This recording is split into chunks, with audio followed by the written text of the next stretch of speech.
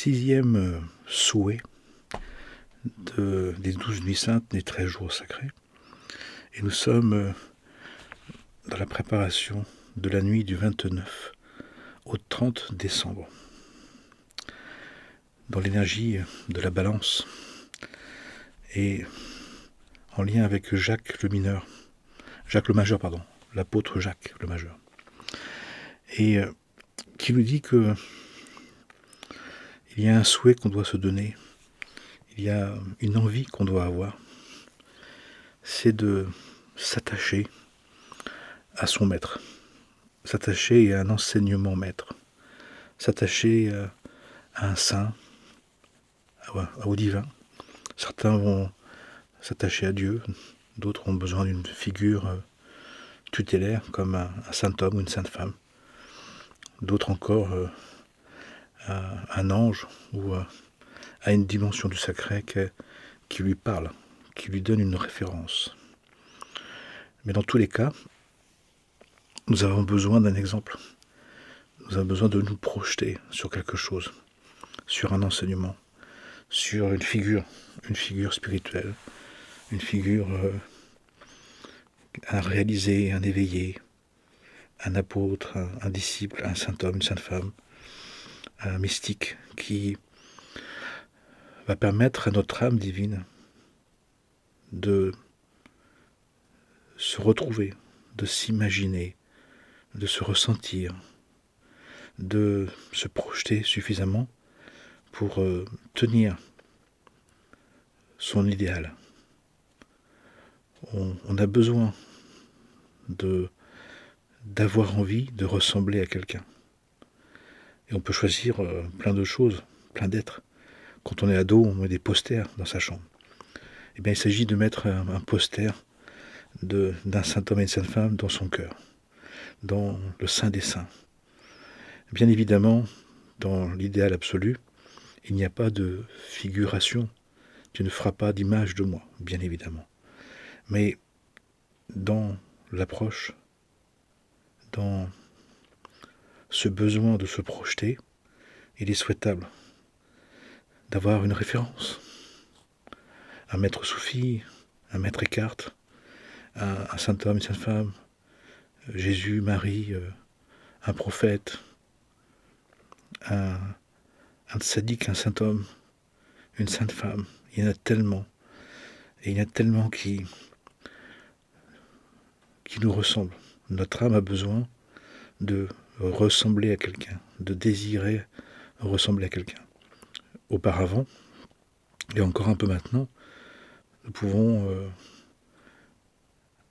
trouver parfois une personne qui, ne serait-ce que pour une part, nous parle à notre âme.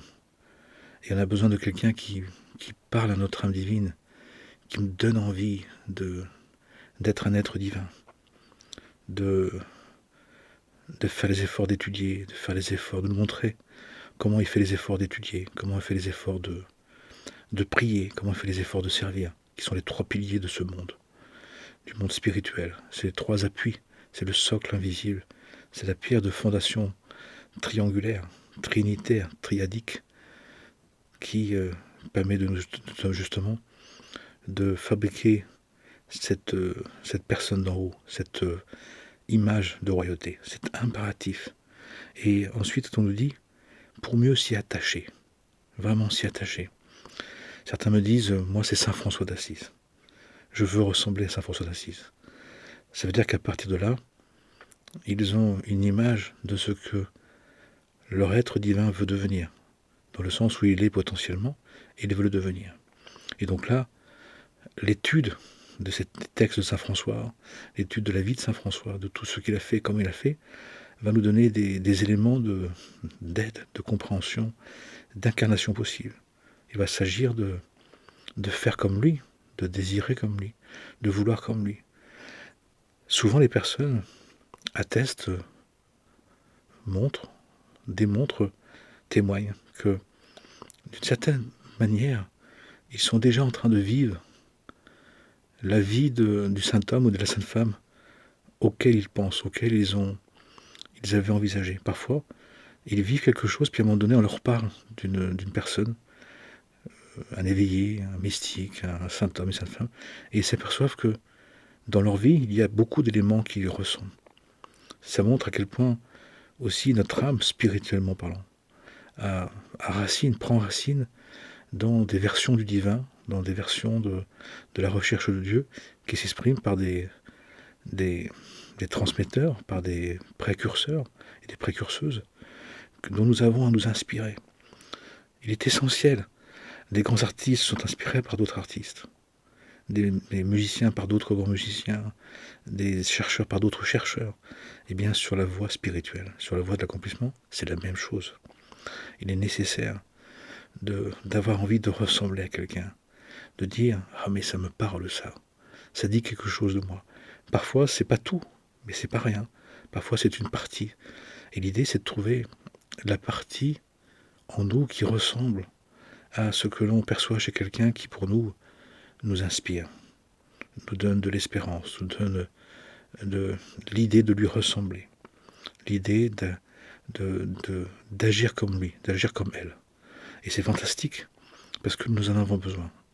Auparavant, on avait un maître, et encore maintenant, on peut avoir la grâce d'avoir un maître, un homme, une femme qui, justement, se consacre à incarner avec sa personnalité, avec son état d'âme, avec son être-té, le divin. Sachant que il y a différents types d'âmes, il y a différentes ambiances d'âme, il y a différentes natures d'être, qui fait qu'on a besoin de trouver quelqu'un qui est en correspondance.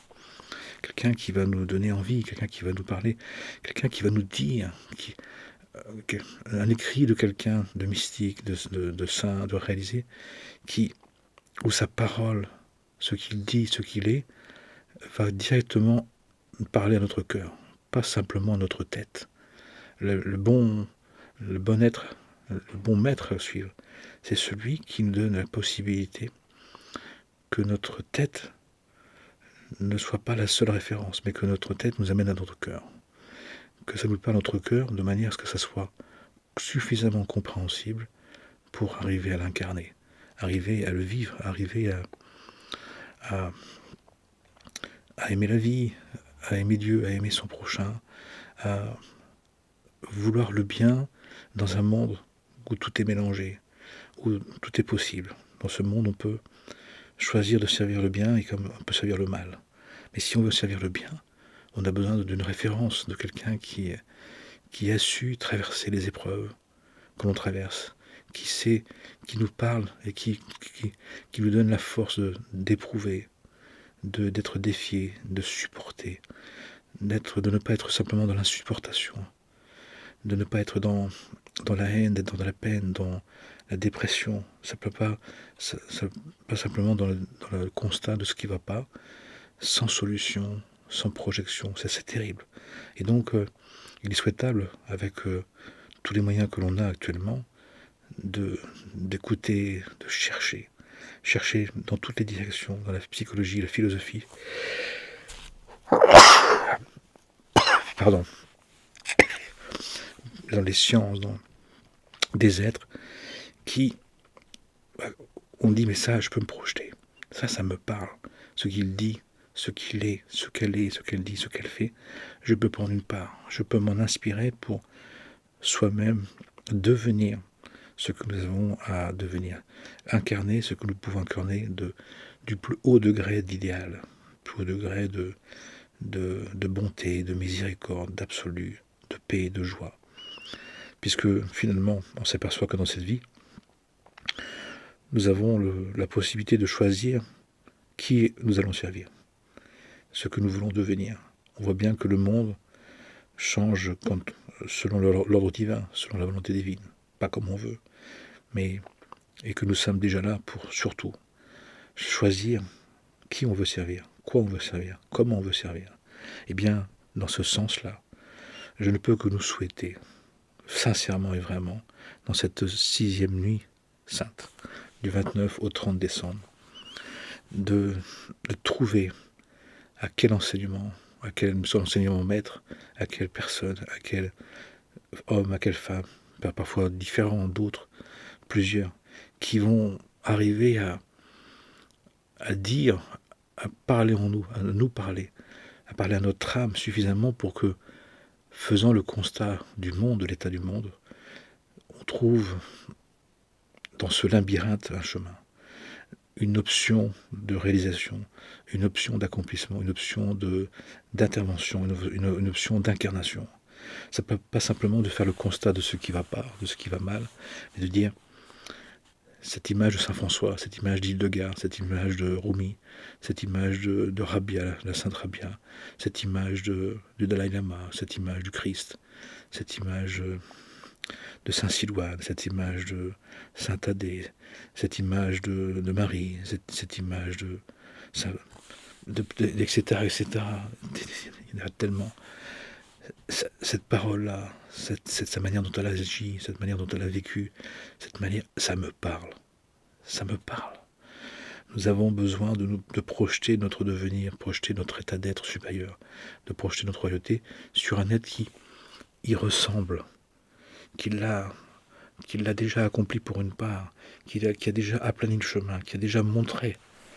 Et bien évidemment, ça peut être un composé de plusieurs mystiques, plusieurs saint hommes et saintes femmes, plusieurs religions, plusieurs parties qui nous parlent.